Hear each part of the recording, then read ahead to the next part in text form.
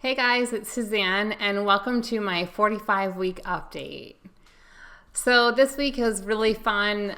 There was a lot of really cool things that happened. One of them was my weight loss story was featured in the Daily Mail, which was really awesome to see keto have a spotlight on something that's positive. A lot of times in the news you see things that are kind of negative or uninformed, and I'm so happy for more people to be able to learn about keto. And just kind of let people know that this is helping a lot of people, and hopefully more and more people will be able to find out about it. And I really, really feel in my heart that this can change a lot of people's lives. One thing that I've been struggling with this week is the time change. And the last couple years, I really haven't been a big fan of it either, but I've noticed my motivation has definitely gone down with getting out and being more active, with it being dark so early. I honestly feel like it's like bedtime at like 6:30. But I am definitely going to try to be more positive about it, because being negative about it isn't going to change anything. And I think I'm kind of getting into a vicious cycle of being like, gosh, I hate this, I hate this, I hate this. So I'm definitely going to try to change my attitude this week about that.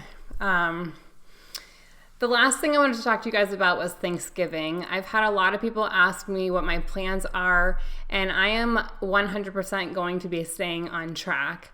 There is a recipe literally for everything that you can imagine. So just plan ahead. If you prepare and you bring foods that are keto friendly wherever you're going, like I'm going to my family member's house and I'm bringing things that are keto friendly. There will be other things there that aren't keto friendly, just like every other day of the year. So, you have to decide for yourself. But for me, Thanksgiving is about friends and family, and it's not about food. And just like every other day of the year, what you're eating is either helping you or hurting you. And I'm tired of hurting. So I am definitely going to be staying on track. Let me know in the comments below what you guys are going to be doing. And I am working on a blog post that should be up tonight or tomorrow about some awesome recipe ideas and alternatives to help you guys out and know what some of the things that I'm going to be making this year. So let's go ahead and get to my 45-week weigh-in. Good morning, guys, and welcome to my 45-week weigh-in. 195.4. So that's a loss of 2.4 pounds for this week, and a 45-week loss of 93.6 pounds. So that was definitely a brighter spot to my week. I am really happy with that. Last week was a little bit slower, and just a reminder, you will have ups and downs. You will have weeks where you gain a couple pounds. You'll have weeks where you don't lose anything at all.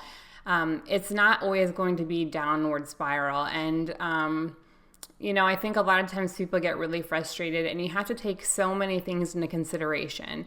If you're about to get your period, ladies, expect that the scale can go up. I mean, upwards of like 5 to 6 pounds. I've even seen some research that shows that with water weight and inflammation, some people can go upwards of 8 to 10 pounds. So take those things into consideration. Also know that your scale is not always the best bet. Take measurements, see how your clothes fit, see how you feel. We all want to lose weight, but the ultimate thing is if you're focusing on being healthy and enjoying your lifestyle and, change your macros up a little bit, make sure your protein's not too high, and just stay on track, the results are going to come. So sometimes, again, like what I was saying with the seasonal stuff of feeling down about it's dark out, I hate this, I hate this. It's just like with weight loss. If you're focusing so heavily on it and you're stepping on that scale every day and you're doubting yourself and you're tearing yourself down, that works against you. So, if you have to hide your scale, I did at one point, do that, put it away. You have to kind of let the stress go with this a little bit, and the weight will come off a lot easier. So be kind to yourself and keep on going. So let's go ahead and get to this week's Keto Spotlight. This week's Keto Spotlight is on Jenny, and Jenny and I are friends on Instagram and have been following each other's stories for quite some time now. She is the perfect example of how amazing this lifestyle can be if you're consistent and you stay on track. So let me tell you her stats. She's 44 years old and 5'4". She started keto March 16th, 2015 at 248.8 pounds. She currently weighs 166.2 pounds, which is a total weight loss of 82.6 pounds. So thumbs up to Jenny for losing over 80 pounds.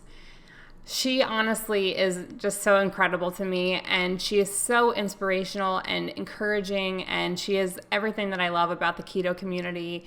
If you want to follow her story, I will have her Instagram linked below, and she is also on MyFitnessPal, the same name, and you can look at her food logs for ideas.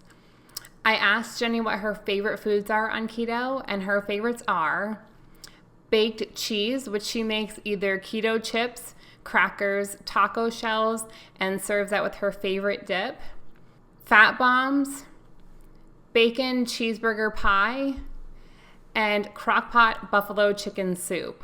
And that sounds amazing. I'm definitely going to have to hit her up for that recipe. I asked Jenny what her advice would be to someone who is new or starting keto, and she said, weigh in and take measurements the day you start keto. After that, don't focus too heavily on the scale and drink lots of water. Track and measure your ketones. Make sure you get into ketosis and get keto adapted to reap all of the benefits of this lifestyle. It drives me crazy when people say, oh, you can't have that, can you? Always remember, you can have anything you want, but you're choosing not to. And she's so right on that. I think a lot of times people want to say, oh, wow, like I couldn't live without potatoes, or I couldn't live without soda. I don't know how you do that. And I get that a lot. I'm sure you guys hear that a lot. But the bottom line is we're all making choices about what foods work the best within our body. And at one point I thought I couldn't give this stuff up, and now I can't imagine having it. So there's always a shift that happens when you realize what works for your body, and I love that she pointed that out. So that's it for this week's update. I hope you guys have a great week, and I will see you soon. Bye.